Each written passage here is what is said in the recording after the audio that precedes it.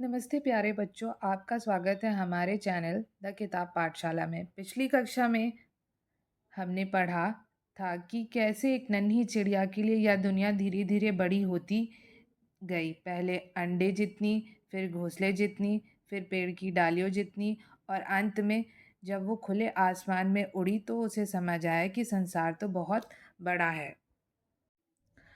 आज हम इसी पाठ के बड़े ही मज़ेदार सवाल जवाब और खाली स्थान भरने वाले हैं। तो चलिए अपनी पेंसिल और नोटबुक निकाल लीजिए और शुरू करते हैं। बच्चों, आपकी किताब में पेज नंबर 7 पर एक खाली जगह दी गई है। जहाँ एक खाली जगह दी गई है, ठीक है, जहाँ पर एक घोंसले में चिड़िया का अंडा दिख रहा है। पहली तस्वीर को देखकर हमें कविता की सही लाइन लिखनी है। सोचो, जब चिड़िया अंडे के अंदर थी तब वह क्या सोचती थी।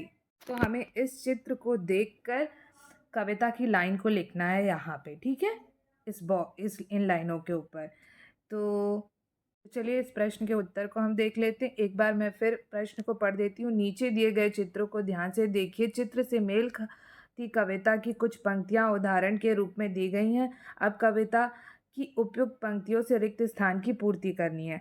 मैं एक बार आपको फिर से पिक्चर दिखा देती हूँ, उसके बाद हम इस में क्या लिखना है वो लिखें। ये देखिए, चित्र में आपको दिख रहा होगा, यहाँ पे चिड़िया घोंसले के अंदर है, ठीक है।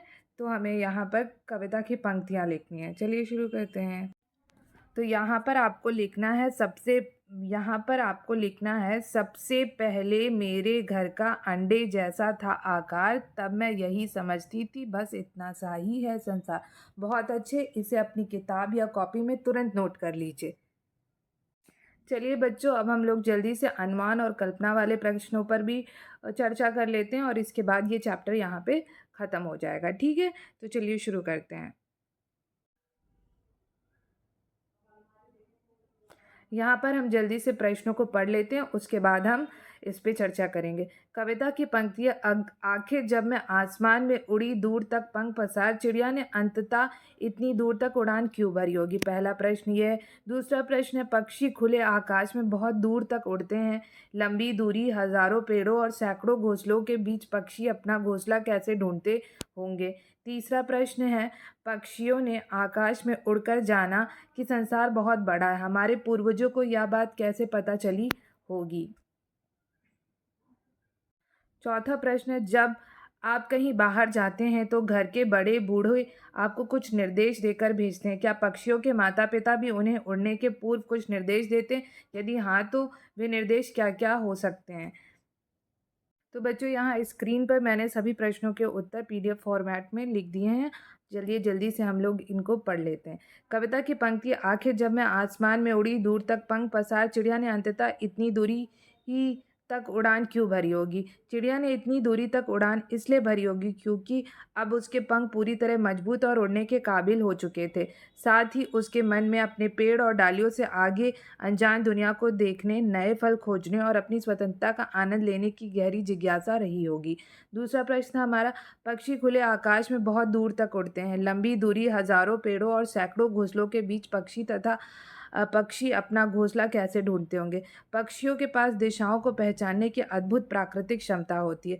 वे रास्ते में आने वाले खास निशानों जैसे ऊंचे पहाड़ों, नदियों, विशिष्ट पेड़ों की बनावट, सूर्य की स्थिति को याद रखते हैं। इसके अलावा उनकी देखने और सूंघने की शक्ति में भी बहुत तेज़ होती है, जिससे वे हजारों पेड़ों के बीच भी अपने घोंसलों को बिल्कुल सही पहचान लेते हैं।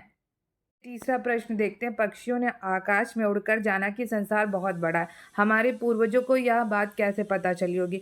हमारे पूर्वजों को यह बात लगातार यात्राएं करने से पता चली होगी। जब वे भोजन, पानी और रहने की अच्छी जगह की तलाश में मीलों पैदल चले, घोड़ों पर घूमे, पर्वतों को पार किया और नावों के सहारे बड़े बड़े समुद्रों को पार कर नए देशों में पहुंचे, तब उन्हें एहसास हुआ होगा कि पृथ्वी और संसार बहुत विशाल है। चौथा प्रश्न है, जब आप कहीं बाहर जाते हैं तो घर के बड़े बूढ़े आपको कुछ निर्देश देकर भेजते हैं। क्या पक्षियों के माता पिता भी उन्हें उड़ने के पूर्व कुछ निर्देश देते हैं? यदि हाँ, तो वे निर्देश क्या क्या हो सकते हैं?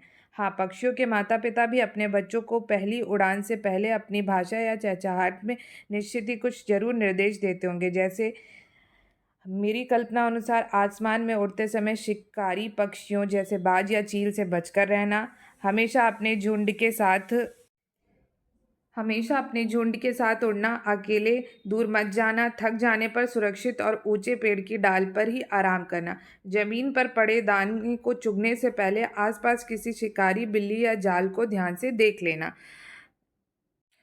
तो आज की कक्षा के लिए बस इतना ही। कल मिलते हैं नए वीडियो के साथ। तब तक के लिए बाय बाय बच्चों।